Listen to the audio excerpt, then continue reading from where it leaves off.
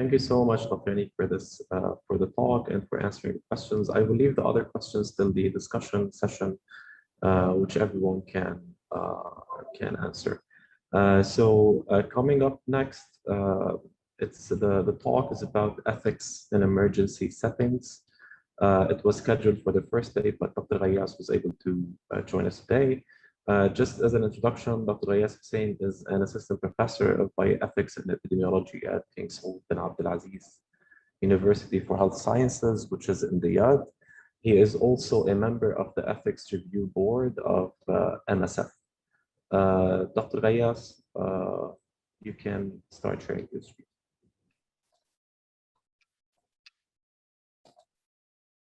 Hello, everybody, and thanks for AUB and thanks for the Global Health Institute for inviting me. And sorry for the disruption I may have caused due to I had to travel, which happened to be in the same day of my presentation, so I'm sorry for that. And thanks for giving me the chance for presenting my presentation today. I hope that you can hear and see me well. Yes, everything is perfect. Great, great. So as a starting point, basically what I'm going to present today is just my own ideas and my own thoughts, and do not necessarily represent any ideas or any policies of any institutions that I'm affiliated to, whether the university or NSF ERB. Also, my doctoral thesis was on the same topic, which was funded by Wellcome Trust in the UK, and I was a member of the WHO Technical Consultation Task Force, which you can see their publications, which I was really proud to be part of that. It was a very good learning opportunity for me. And as would be expected, that most of what I'm going to present today is more or less based on these two documents, along with my own experience in working in the region of Darfur in different occasions and during the last, I would say, 10 years. During the peak of the armed conflict which was happening there, and perhaps it's even clear in my result of my PhD thesis, and perhaps my reflections are based on these documents and my own experience in that. So as an overview, I'm trying to I have heard at least a couple of great presentations which I think touch on the basic and the most important aspects when we come to ethics during armed conflict. However, I'll be perhaps more specific about certain views or certain angles, if you wish, related to the armed conflicts. So I need to have some sort of conceptual mapping, as I usually call it, and a small comparison between what are the differences between stable versus emergency settings in terms of ethical considerations, and how would that make a difference in terms of working in stable versus unstable, whether it's an active or acute armed conflict conditions. Also, I'm going to end my presentation with some, I would say, ideas, if you wish, for discussion about research ethics in this kind of public health emergencies. And as I usually tend to do is to provide some practical considerations for that, and we'll give some examples from the literature and from what I have found in my doctoral thesis. Again, in case anyone has to leave or got lost in the way, I prefer to start from the end, if you wish. So these are the conclusion and take-home messages. These are the key issues that I'm going to address. And if you take this slide, and then, okay, I'm not asking you to leave, but this is the main things that I'm trying to say. So the public health emergencies, and specifically when it comes to armed conflicts, they pose special ethical considerations related to risk versus vulnerability, and this was touched upon by me and by other colleagues. Inclusion and trust, benefit and benefit sharing, the organizational values like accountability and transparency, and perhaps we can talk about that later along my presentation. We also need to define what we do and where we are in terms of the phase, the time, and the communities. And perhaps I will need to elaborate on that later on. However, we need to make sure that the tendency of the urgency of the situation or the label of the intervention means that ethical oversight can be delayed, downgraded, or bypassed. And I will talk a little bit about what I mean by the label and what I called in my thesis at the label argument, to kind of have to bypass or to skip the ethical oversight. And eventually, I believe that we need what I refer to as the moral imagination, which I can kind of define as the ability to create and endorse practical approaches to ethical oversight that suits the urgency of public health emergencies in general, and specifically about in the armed conflict settings. When we're talking about public health emergencies, and specifically in armed conflict setting, we are somehow in uncharted territory. For example, what we do, first of all, it's quite hard to define what research is in that setting, and perhaps in other settings as well. But as far as armed conflicts and humanitarian settings are concerned, we might not be able to put a clear-cut definition so that we can neatly have a dichotomy between this is research and this is not. For example, we most of the time in any service that we provide during any humanitarian situation, we do have some sort of needs assessment. We some sort of evaluation of the impact of that assistance. There are also some auditing activities. All of those activities have the component of collecting the data.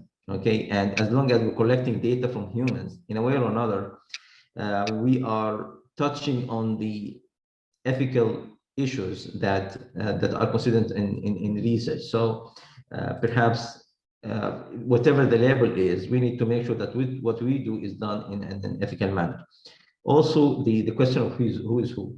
As we know that we are not acting in vacuum. Okay, so international organizations working with the UN agencies, working with the local government, working with the national or the federal government, depending on the system in the country. And more importantly, we're working with the communities. By communities, we're talking about the IDPs, we're talking about the refugees, we're talking about the affected communities, and whoever else found in the areas where we provide our service. So it's very important to take all these parties into consideration. It doesn't make sense to think about a research activity as if it just, as I said, it happened in vacuum. It happens in a place, in a setting, and this setting has a multitude of factors that affect the conduct of this activity. We need to consider that as well. Also, the tendency of many international organizations and some of the UN agencies as well to work as if there is always that sense of urgency. For example, when I've done my doctoral thesis, at that time the conflict in Darfur was 12 years old, and now we are seeing this unfortunately happening in Syria, for instance. Now it's more than a decade.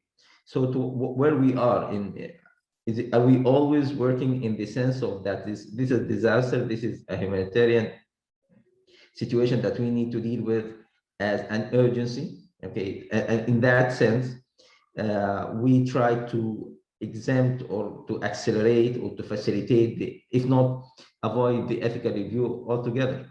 This is a very important question. To what extent that we can play that card of urgency when somehow pressing the people or the committees responsible for ethics oversight, not just the ethics review committees, but the ethical oversight of the whole project, of the whole activities.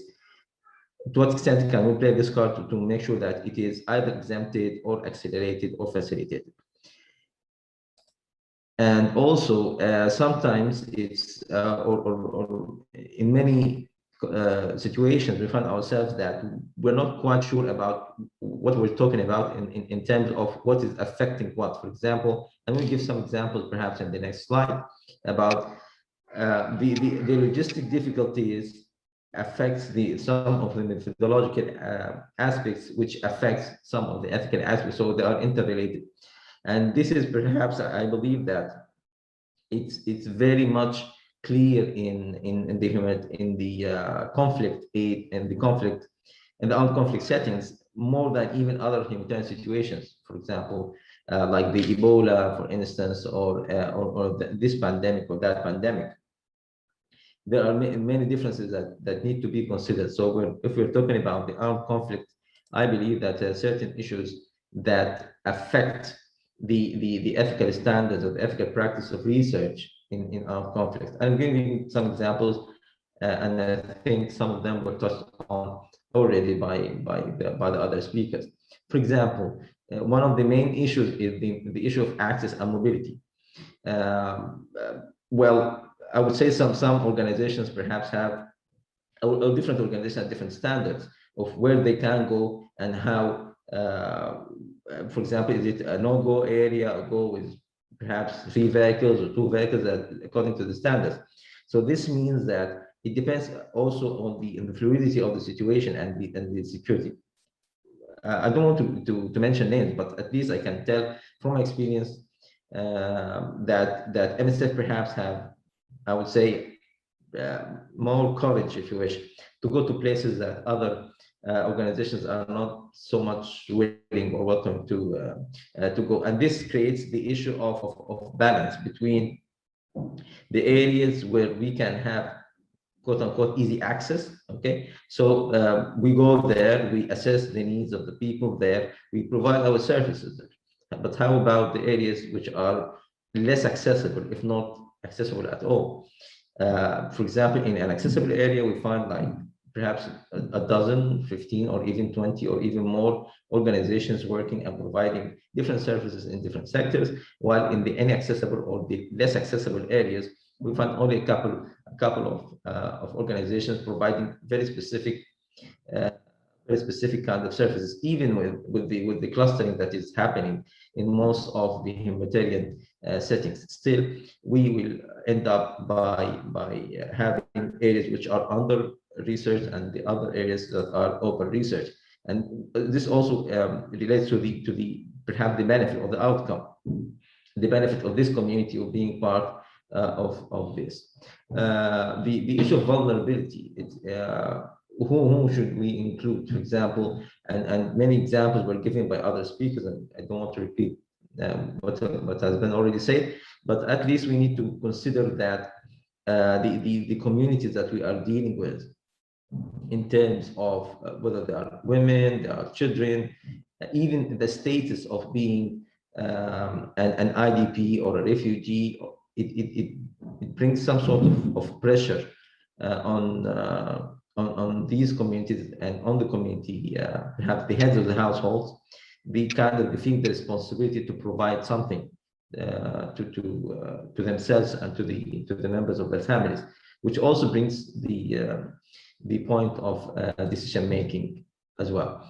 Overall, as we can imagine, and we have seen, whether in the example of Darfur or even, unfortunately, as we are seeing now in Syria, for example, there are, the movement itself is associated with some sort of social and societal restructuring, so that, for example, as it is expected that many men will be lost in the war because of the fight.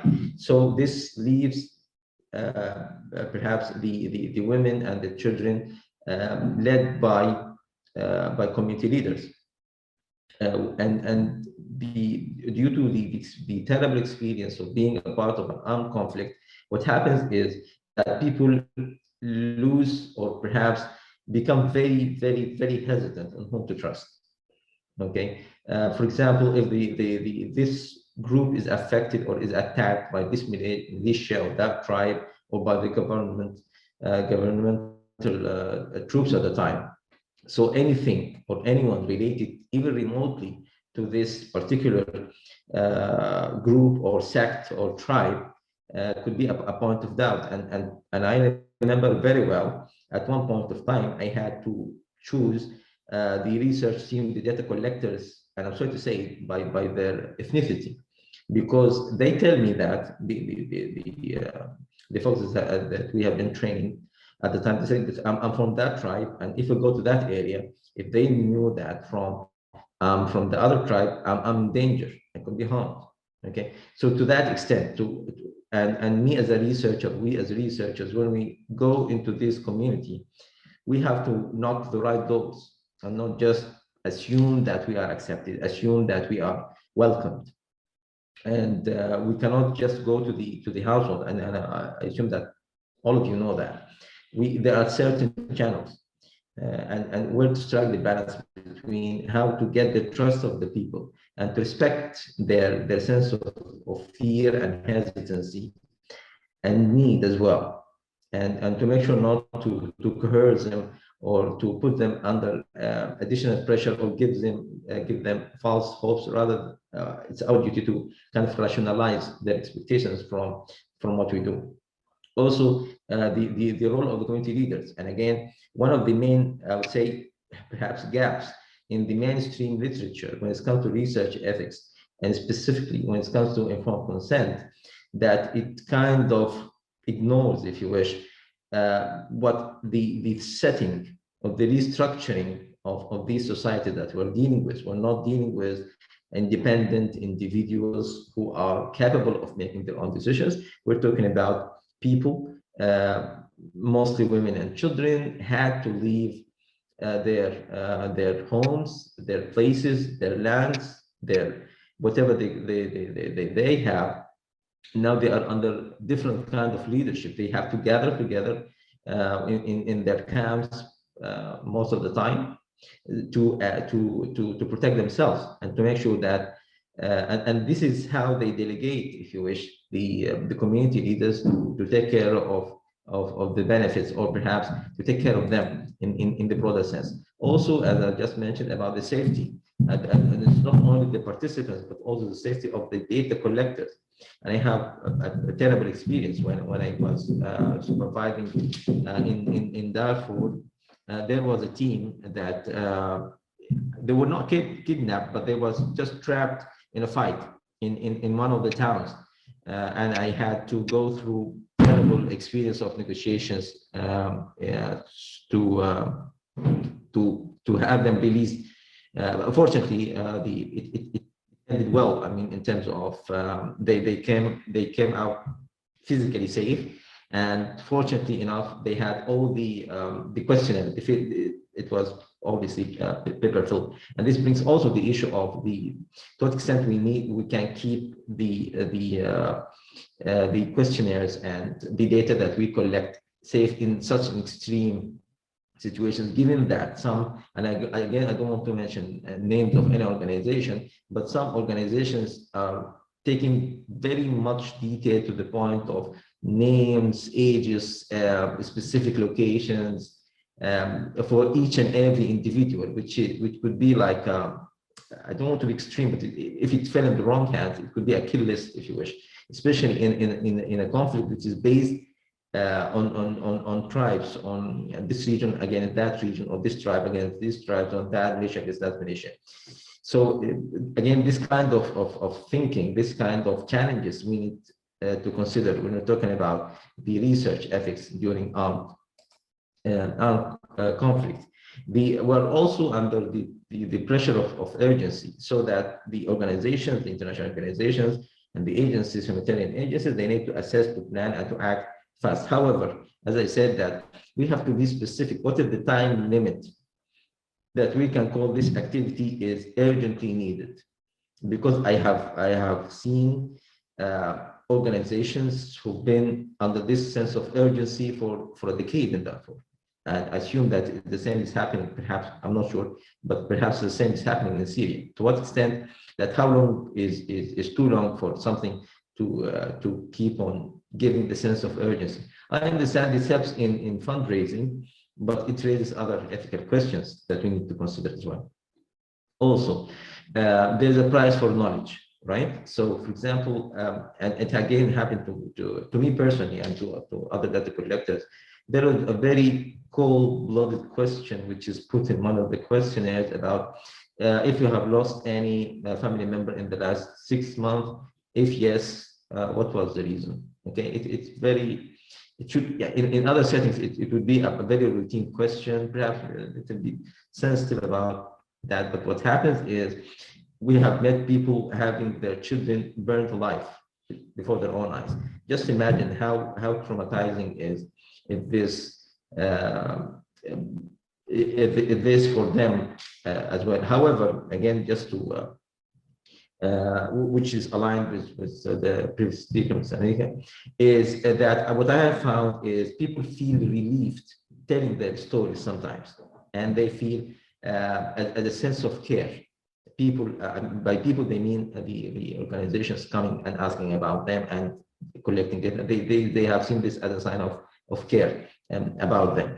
But what happens if we witness that some violations that can mount up to war crimes or even genocide?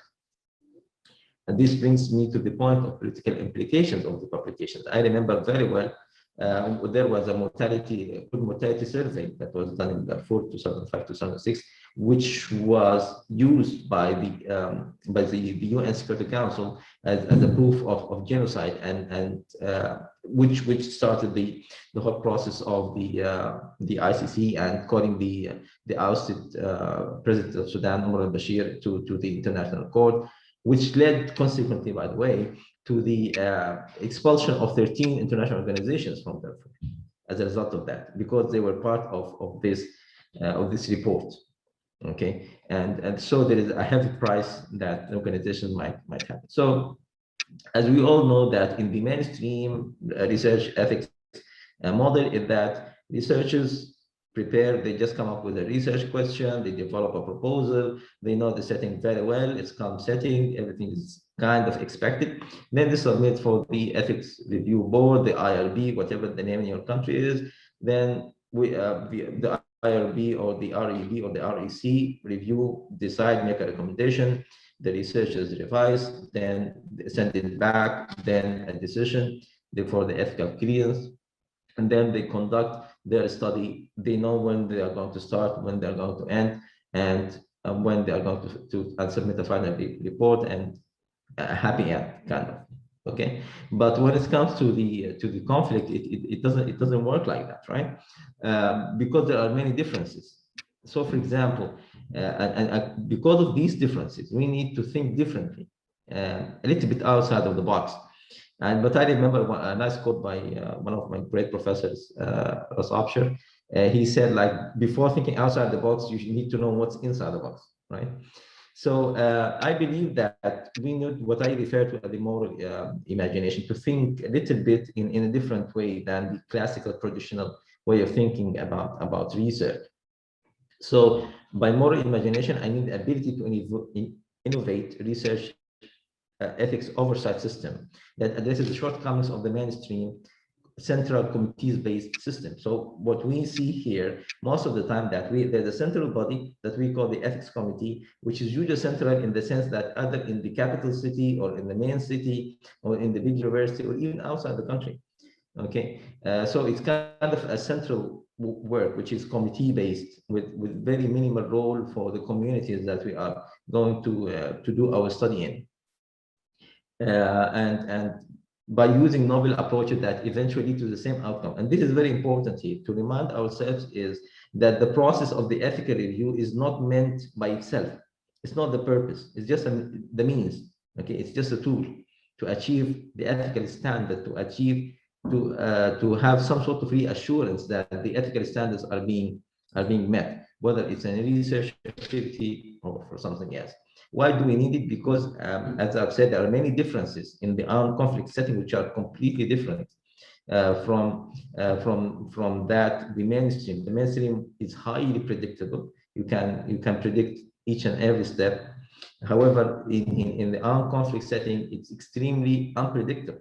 So we can face logistic problems. For example, if we talk about research ethics, specifically, first of all, where are the research ethics committees? Where are the research ethics board? Where are in such settings in these countries? Usually, they are either absent or unfunctional or biased in the sense that they belong to a governmental body, for instance, okay, or they themselves under a governmental body, they're not independent. And because the conflict is between the army and this or that militia, okay. And again, I don't want to give examples that might offend anyone, but this could be the situation in many instances where armed conflicts have been happening or still happening, unfortunately. Also, there are structural issues. Um, again, this is a biased judgment, but apart from the MSF, I can tell you that the members of many research ethics committees or IRBs, they are academicians, or perhaps even though those who have some training in research ethics or even a qualification in bioethics.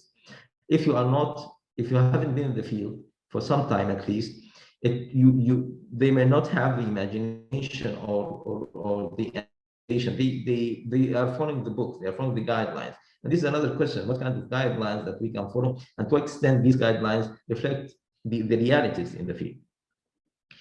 Also, what we find in these REBs or research ethics bodies, the representation of those in the field is either absent or minimal, let alone the communities they are serving.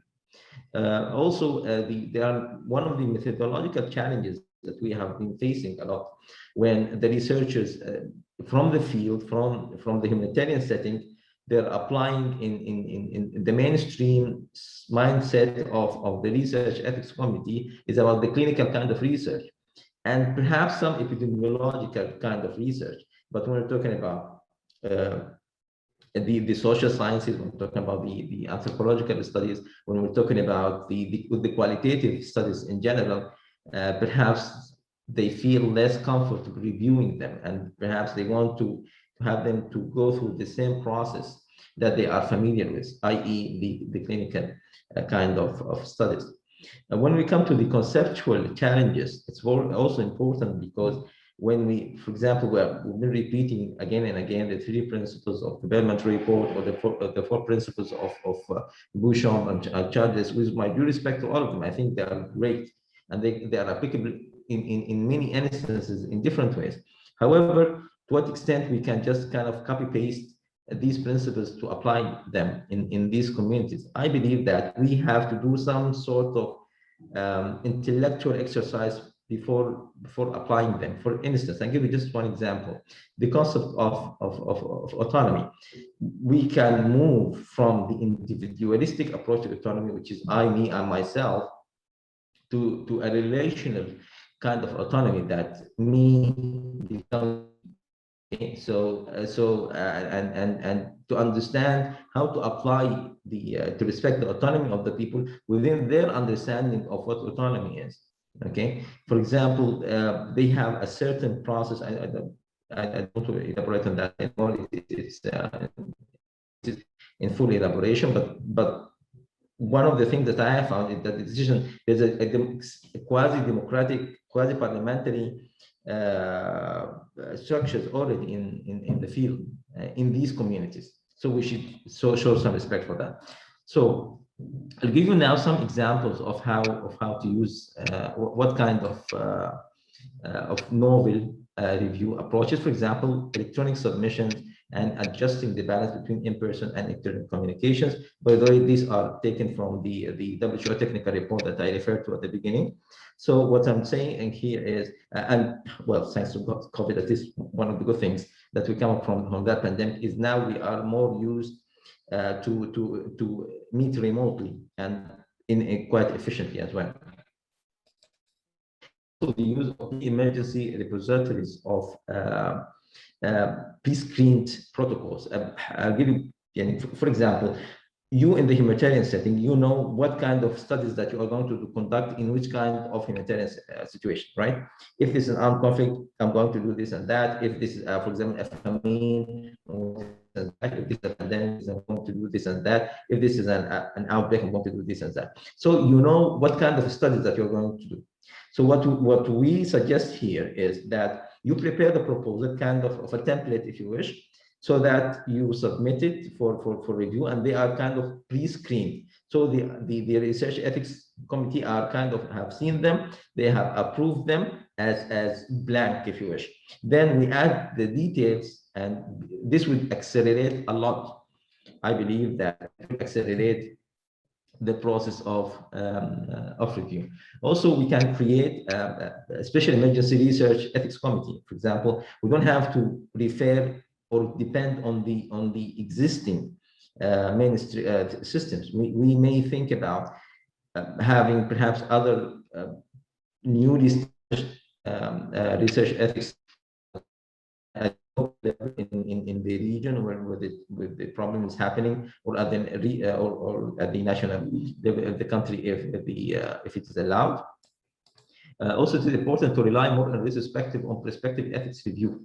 As I just mentioned, it's one of the examples is to have the template proposals ready and already ethically reviewed, and then build on them rather than thinking about we're going to start from scratch and then go through the review.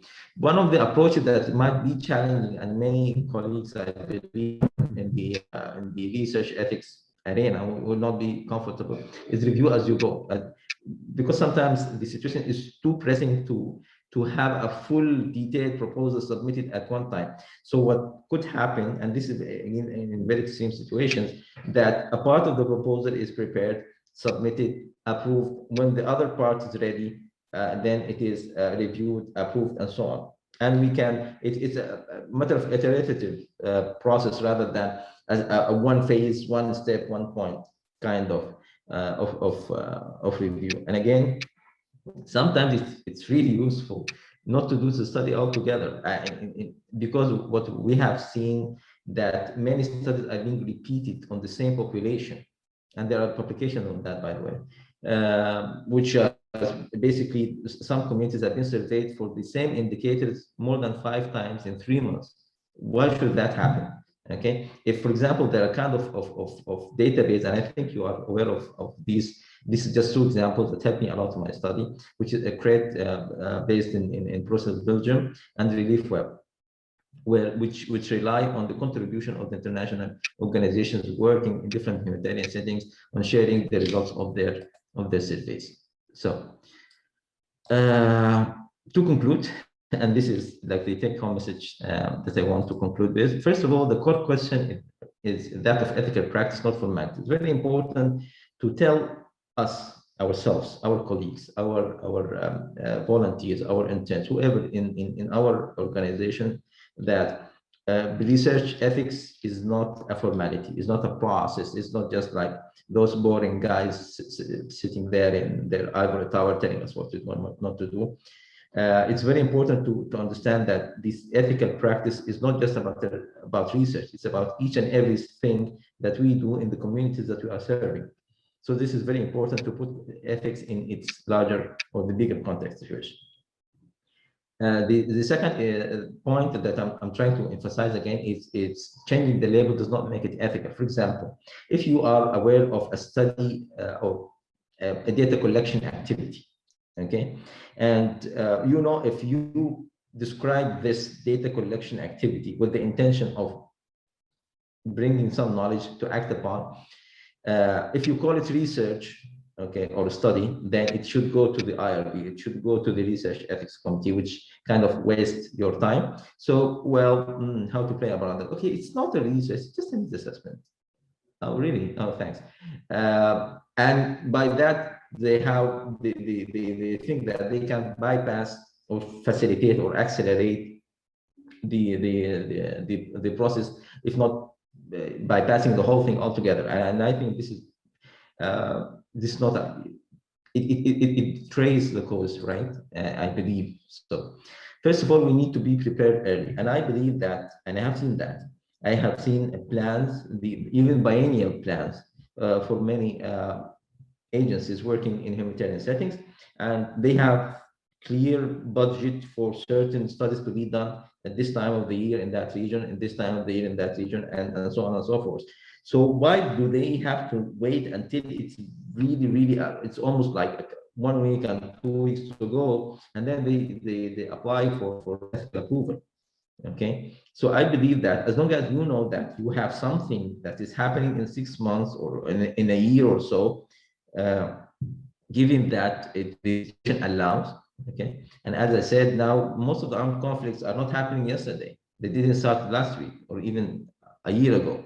Unfortunately, most of the armed conflicts in the region are now a decade or more of age. So I think that the organizations working there, they know what they are doing, and they're kind of settled in a way to at least settled enough to know what kind of study they're going to do when, and apply for ethical approval ahead of time.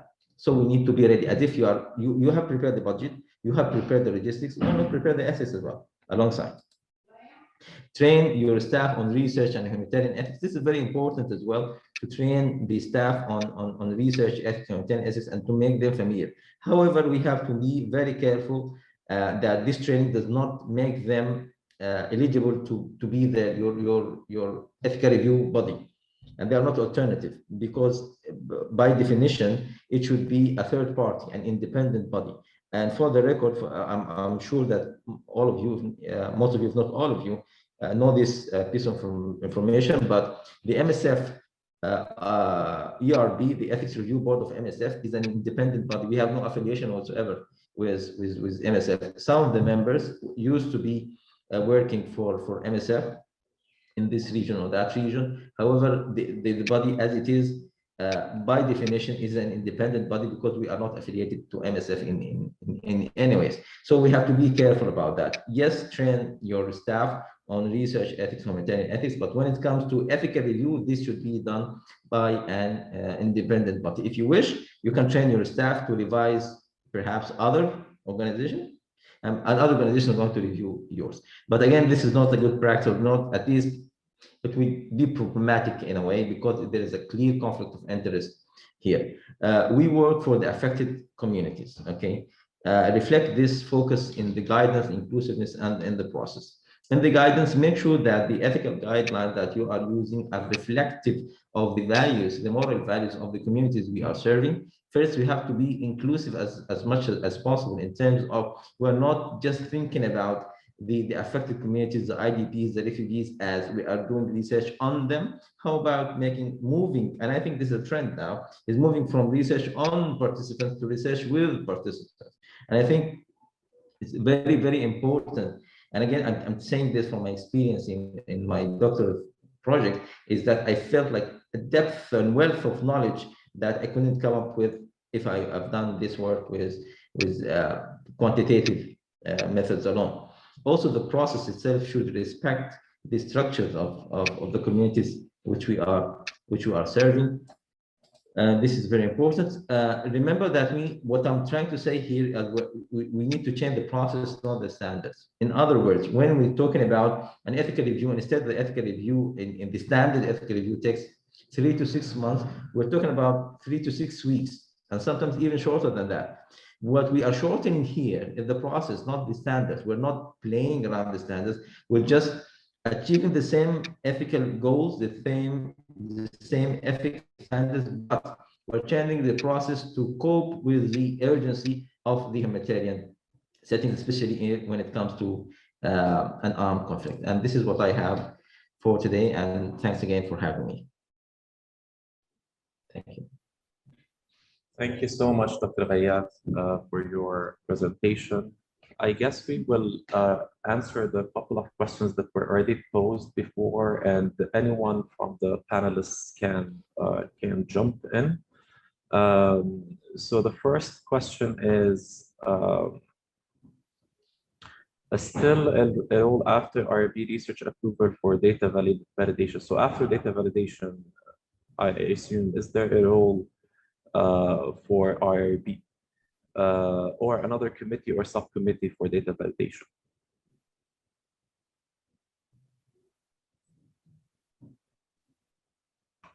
Any thoughts? So I guess after approval, Anik is raising her hand. Yes.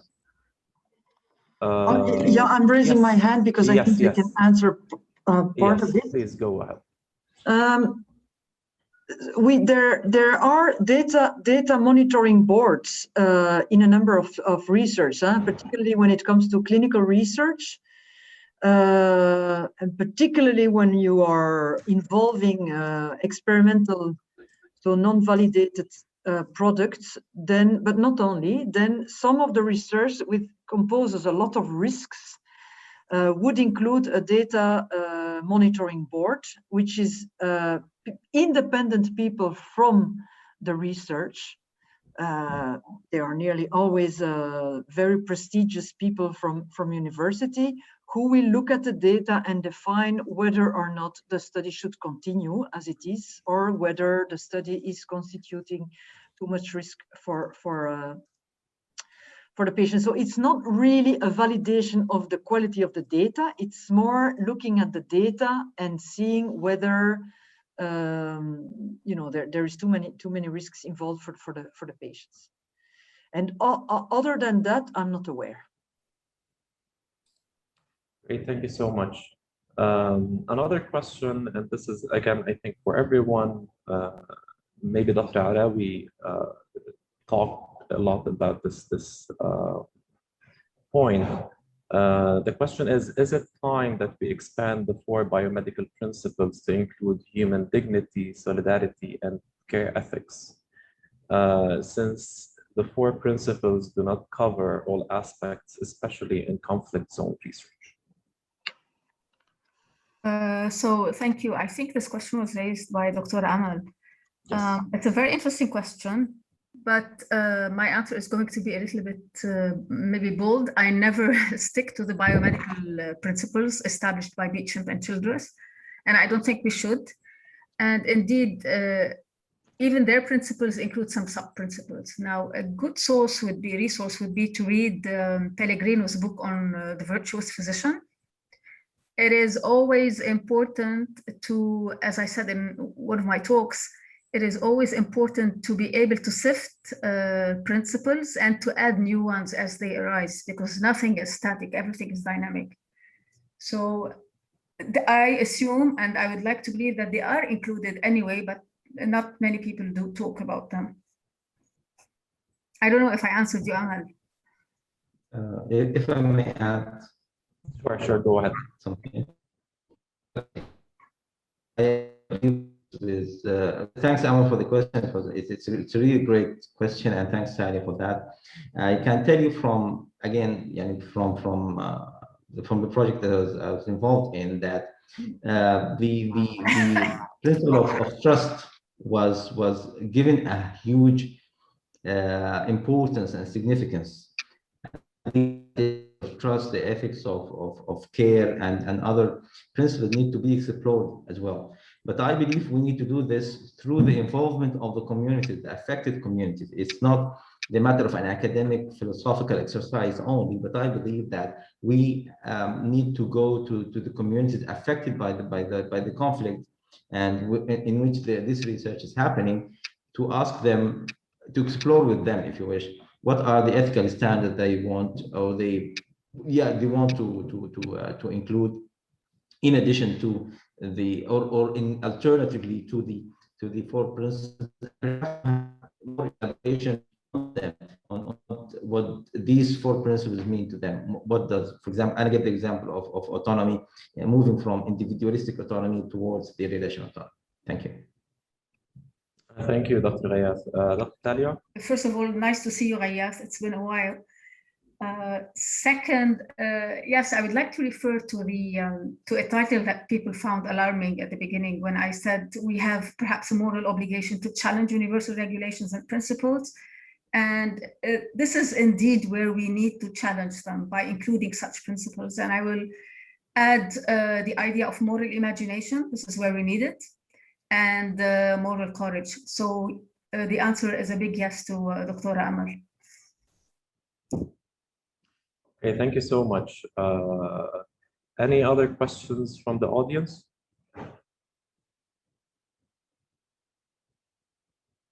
Okay, great. So we will move to the case study section. Anyone from the attendees as well as the panelists, if you have any sort of pertinent case study about ethics in conflict, you are more than welcome to share it. Or if you have any sort of question related to a case study. So let me share my screen. I'm going to share a question that was received to our email. Okay.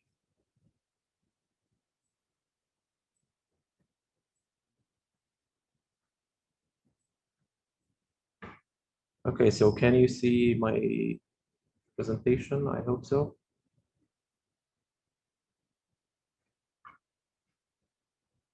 Yes. Okay, excellent. So the question was from someone who's living in Turkey. He is originally Uyghur from East Turkestan, which was occupied by China. Since 2017, just as a background, millions of Uyghur, Kazakh, and other Muslim communities were locked down in Chinese concentration camps. Many families were broken and people died in the camps. And I am conferring the content of the email. Those who are living overseas are not allowed to contact their family in their home country, which is East Turkestan. Most Uyghur people have mental health problems due to many issues related to the Chinese concentration camps. So what they try to do is that they try to conduct a study among the Uyghur who are living in Turkey now, but getting ethical approval is very complicated. So his question was, is there any international guideline to apply ethical approval to conduct study among foreigners in a country?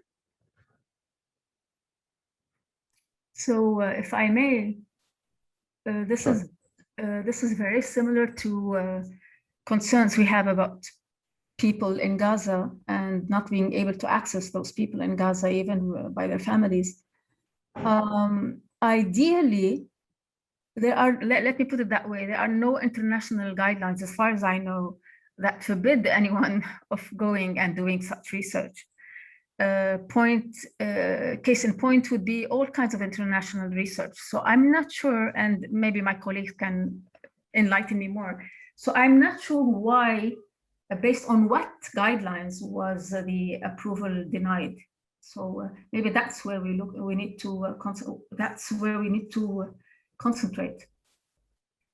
There are no international guidelines that forbid you from doing that research. I think the person who shared the case is not with us anymore, but I'm assuming that he was denied from the local IRB that he was working with, but I'm not sure about the details. Okay, so my colleague from MSF, I'm sure, has probably a better answer.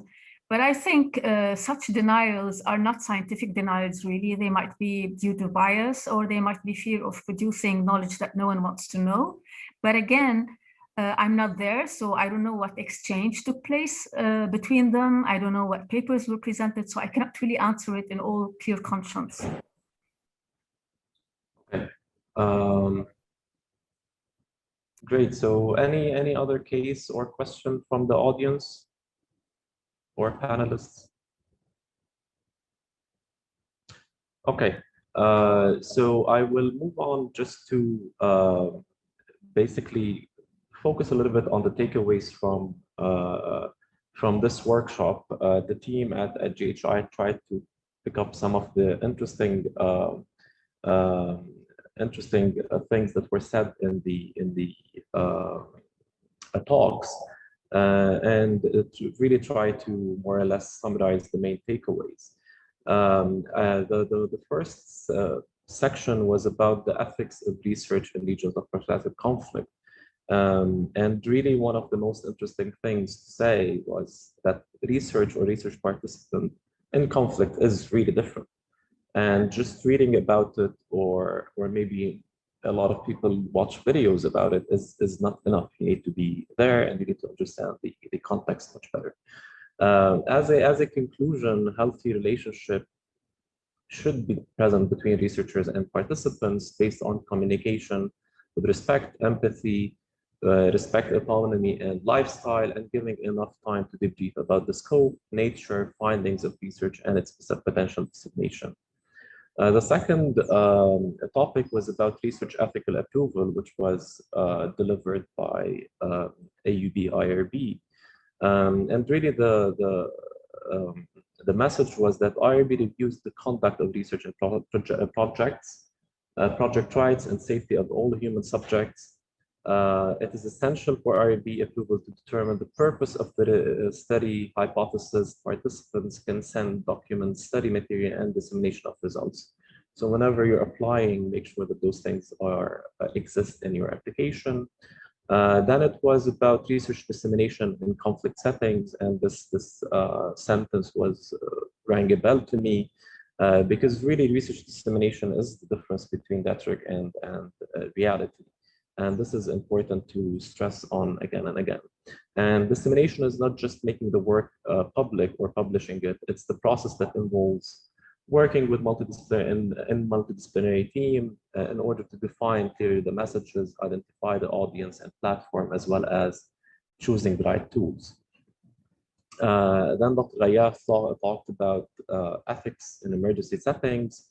Public health emergencies pose special ethical consideration related to risks and vulnerability, inclusion and trust, benefits and benefit sharing, and organized values like accountability and transparency. And really, researchers should define what is done and where it is done in terms of phase, time, and community, but neither the urgency nor the label, which was highlighted in his take-home messages of the intervention, means that ethical oversight can be delayed, downgraded, or bypassed. Dr. Yannick talked about ethical challenges in conflict, and again, something that stuck to our minds was that anonymization is much more than the name. It goes way beyond that. Important points: security, conflicting parties, violence, vulnerability are distinct specificities of conflict settings.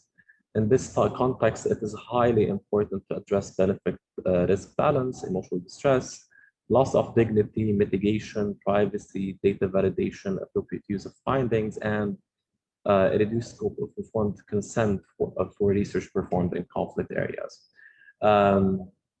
I will end my part with saying that really what this workshop tried to relay as a message is the importance of conducting research, however important to do it in an ethical way.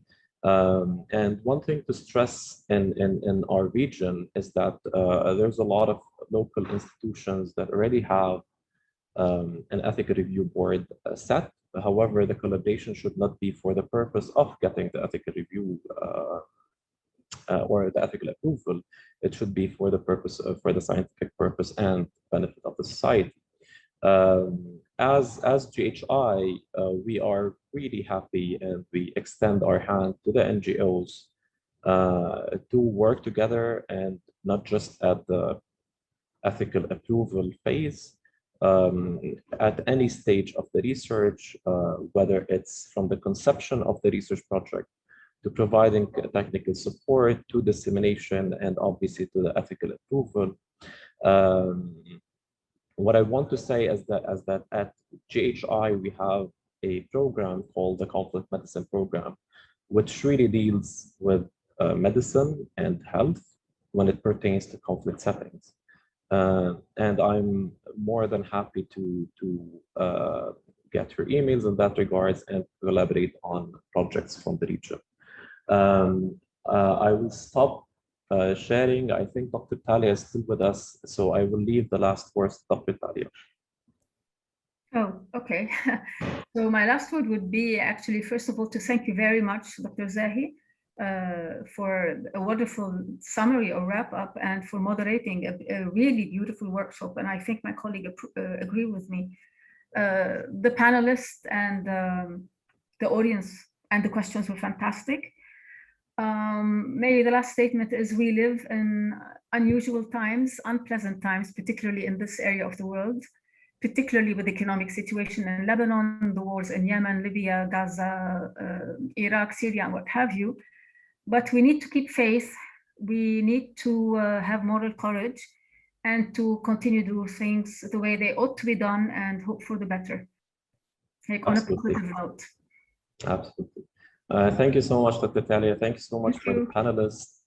Thank you so much for everyone who attended, and we will definitely see you in future events. Thank you so much.